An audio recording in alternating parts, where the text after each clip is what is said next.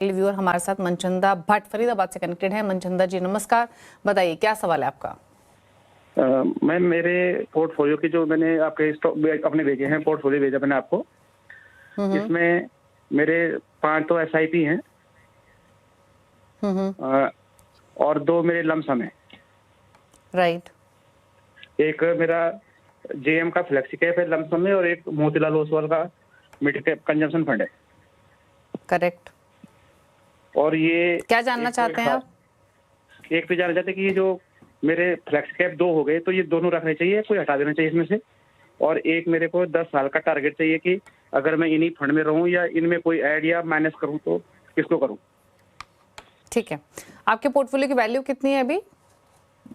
मेरी 15 के आसपास, 15 लाख के आसपास। ओके, ठीक है, पूछ लेते हैं आपके सवाल पर क्या राय रहेगी मिस्टर रुंगटा की। पहले तो इनका पोर्टफोलियो बता देती हूँ जहां पर एक्टिवली ये SIP कर रहे हैं। वो इनके पास 5 फंड्स है, Canara Robeco small cap, Canara Robeco blue chip, HDFC flexi cap, quant mid cap और SBI कॉन्ट्रा। पांचों में 8-8 हज़ार की SIP कर रहे हैं। टोटल SIP इनकी 40,000 रुपये महीने की है।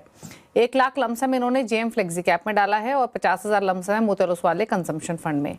टोटल वैल्यू पोर्टफोलियो की 15 लाख है। 10 साल का नजरिया है। अब इनका सवाल ऑफ कोर्स एक तो यही है कि इनका पोर्टफोलियो कैसा है अगले 10 सालों के हिसाब से और कितना इकट्ठा कर पाएंगे 10 सालों में। प्लस एक फ्लेक्सी कैप HDFC का है जहां पर सिप कर रहे हैं और एक फ्लेक्सी कैप JM का है जहां पे लमसम डाला हुआ है। तो ये भी जानना चाहते हैं कि दोनों फ्लेक्सी कैप रखे क्या?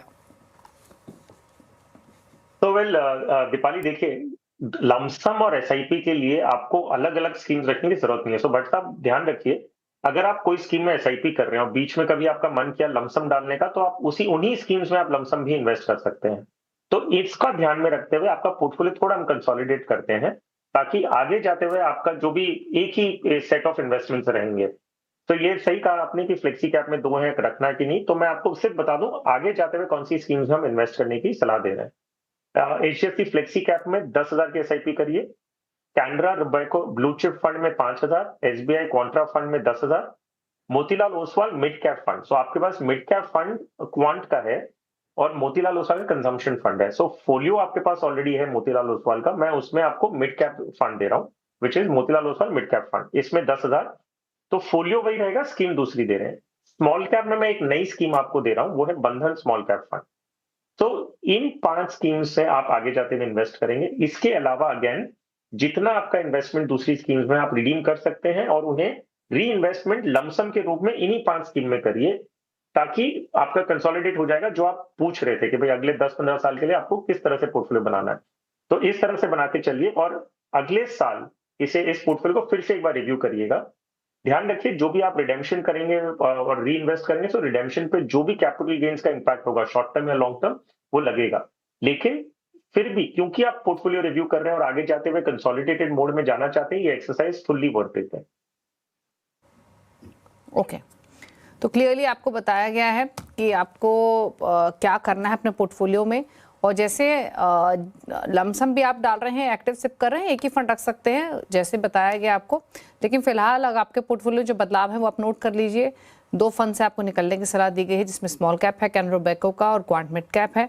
बाकी भी आपको थोड़ा सा रीएलोकेशन करने की जरूरत है अपने अमाउंट की। नया पोर्टफोलियो कैसा होना चाहिए आपकी स्क्रीन पर है, नोट कर लीजिए, जहां पर आप 10,000 डाल सकते हैं। Motilal Oswal mid cap, HDFC flexi cap और SBI कॉन्ट्रा में 5-5 हज़ार, कैनरा रोबेको ब्लू चिप और बंधन स्मॉल कैप में है। सवाल इतने ही लेंगे, शो को समेटने का वक्त है।